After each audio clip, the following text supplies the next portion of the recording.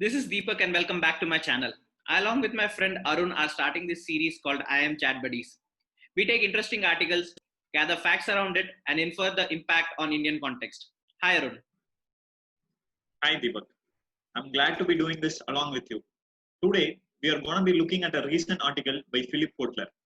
Just so everyone's on the same page, Kotler is a marketing legend. He is considered as the father of modern marketing. He's written almost 57 books, many of which are being used as a part of marketing curriculum and B schools even today. The title of the article that we'll be looking at is The Consumer in the Age of Coronavirus. It's a very relevant topic, and before diving into it, let's talk about the timing of the article. Almost the entire world is under lockdown because of COVID 19, and the buzzwords that we hear every day are business closures, job losses, increased anxiety levels, and so on. Even in Indian context, unemployment has risen from 8% in March to almost 20% in April and May. The magnitude of impact of COVID on the economy is going to be huge. In fact, Mr. Uday Kotak, MD of Kotak Mahindra Bank, has told that we would be leaving before Corona world and will be entering after Corona one. Even in the world's second largest economy, China, which is believed to have transitioned into post-COVID timeline, consumption sentiments have not raised much. Kotler suggests that such a time like this one is going to pave way for conscious consumerism. Yes, Arun. Businesses are also getting into new ways of working and rethinking what they are offering to their customers. The consumers, after the job loss scenarios, are re examining what and how much they are using and purchasing. Before discussing COVID's impact on capitalism, let's see how capitalism thrives on consumerism. After industrial revolution, the production was put into fast track and marketing tools drove the consumption to skyrocket. In turn, more money being invested into the production, turning every citizen into consumer and making consumerism a lifestyle. Yeah, Deepak. Traditionally, more production has always led to more consumption and vice versa. Even in India, a lot of us would have heard anecdotes from our parents and grandparents about how long they had to wait to buy a Chetak scooter or a phone line. Economic liberalization in 1991 ushered in a lot of new products and companies to India, and I would say it was the single most defining moment that changed consumerism forever in India. From there on, our consumption increased over time, and in 2000s, we were said to be in the stage of what is termed as conspicuous consumption, which means that people were buying luxury products to express their superior social status. This excessive consumption in turn had led to more production, resulting in surplus inventories in the recent years. In this slide, we see how unsold inventories of housing units in metros across India have been rising for the last 2 years. Now, let's see how businesses have tried to expand the consumption time after time. Traditionally, businesses, in order to drive their profits up, have relied on the following combination of disciplines. First, they come up with new products through innovation or increase the appeal of an existing product through branding. Second, they invest in strong marketing tools to increase the accessibility of the product, say through distribution channels, or increase the awareness of the product to get a mind share from the customers. And the third one is going to be credit. Yes, Arun. In the recent past, there is a surge in the supply of credit. These firms have made credit available at the click of the button, addressing the major affordability issues of India. Sometimes turning consumer into a mortgage slave, and these ideologies are strongly opposed by anti-consumerists. Kotler defines anti-consumerists into 5 categories beautifully in this article. The first one being life simplifiers.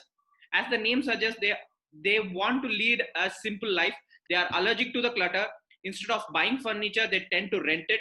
They are the ones who drove the shared economy concept before the pandemic hit. These lifestyles are more prevalent in amongst millennials these days. The second category is degrowth activists. They are the ones who actively speak against capitalism. They are worried about the planet and the pace at which the consumerism has been growing. They believe there are only enough resources to rely on.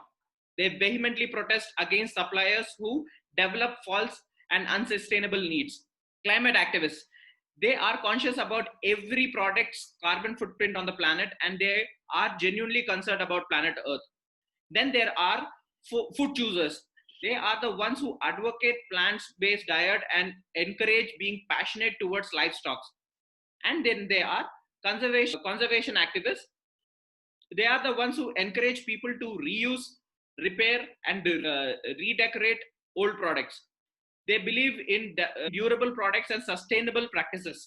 They are the ones who are against luxury goods. Yeah, Deepak. Now let's see how anti-consumerism is going to change the capitalism that we have. So there are two primary reasons that are being put forward for the change.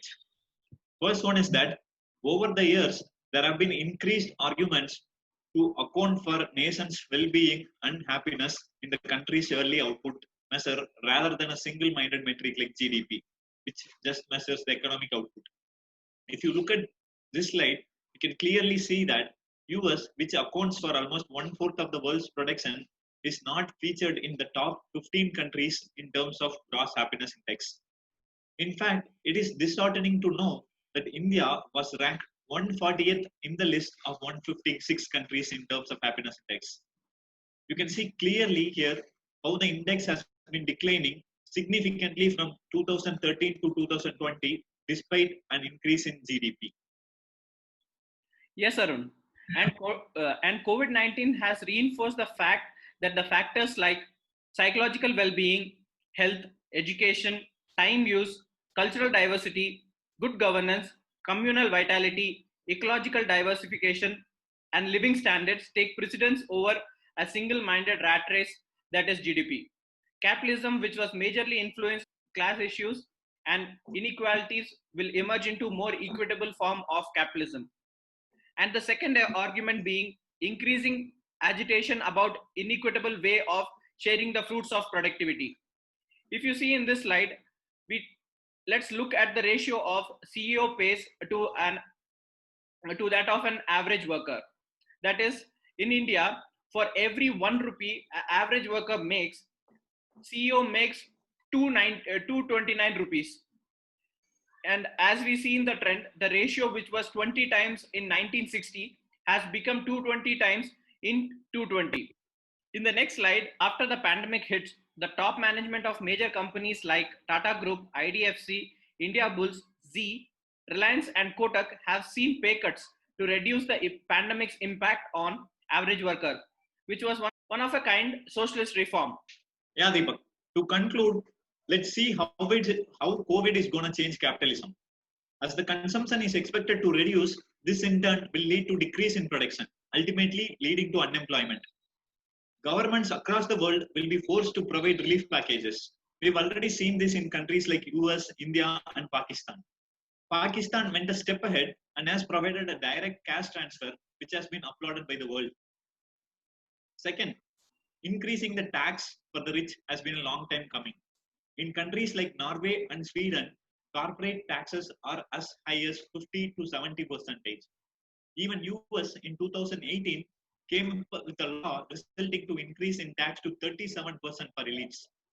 Bill Gates and Warren Buffett had advocated this reform.